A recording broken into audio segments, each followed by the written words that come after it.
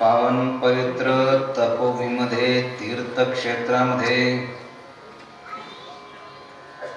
ज्या ठिकाणी देवांचे देव महादेव त्यांचं एक स्वरूप नागेश्वराच्या रूपानं या ठिकाणी आहे. भगवान विष्णूचं स्वरूप एक पांडुरंगाच्या परमात्म्याच्या रूपानं या ठिकाणी त्यांचं मंदिर आहे. आणि ब्रह्मा विष्णू महेशाचे एकत्रित अवतार भगवान दत्तात्रय त्यांचंही या ठिकाणी अधिष्ठान आहे. या भूमीमध्ये अनेक साधू संतांनी तपश्चर्या केली, त्याच्यामुळे ही तपोभूमी आहे. अलीकडच्या काळामध्ये सद्गुरू जनार्दन स्वामी मौनगिरीजी महाराज म्हणजे बाबाजी या ठिकाणी आले. त्यांना सद्गुरूची प्राप्ती या ठिकाणी झाली.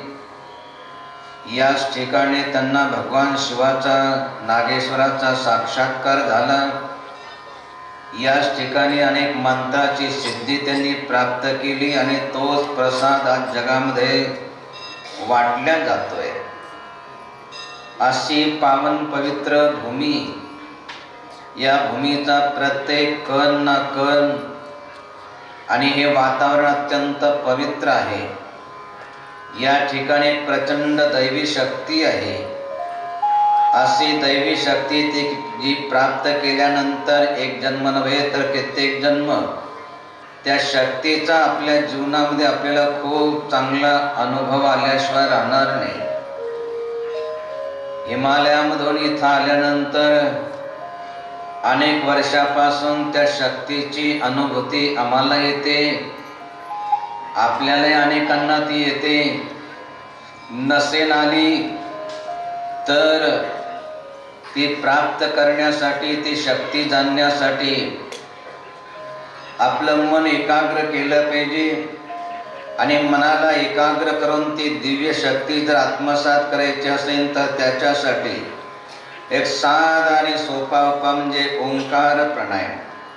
ओंकार प्राणायाम म्हणजे जो शांत बसतो, दीर्घ श्वास घेतो आणि अशी भावना करतो की या वातावरणामध्ये, या भूमीमध्ये, या ब्रह्मांडामध्ये ईश्वराची जी विशेष ईश्वरी शक्ती आहे, श्वास घेताना माझ्या रोमरोमामध्ये प्रविष्ट होते आणि श्वास सोडताना माझ्यामधले दुर्गुण दुराचाराची भावना सर्व निवृत्त होते.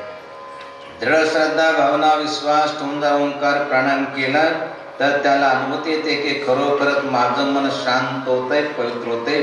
त्याची प्रत्यक्ष अनुभूती घेण्यासाठी प्रत्येकानं असं शांत बसायचंय, सरळ बसायचंय, एक दीर्घ श्वास घ्यायचंय आणि ओंकाराचं उच्चारण करायचंय.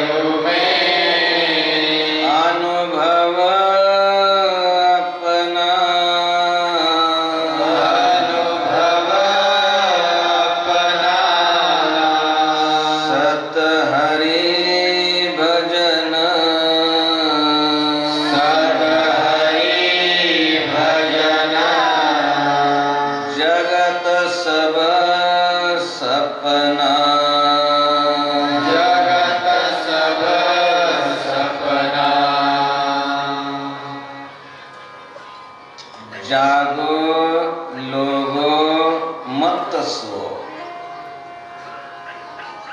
ना करो नींद से प्यार, जैसा सपना रैन का वैसा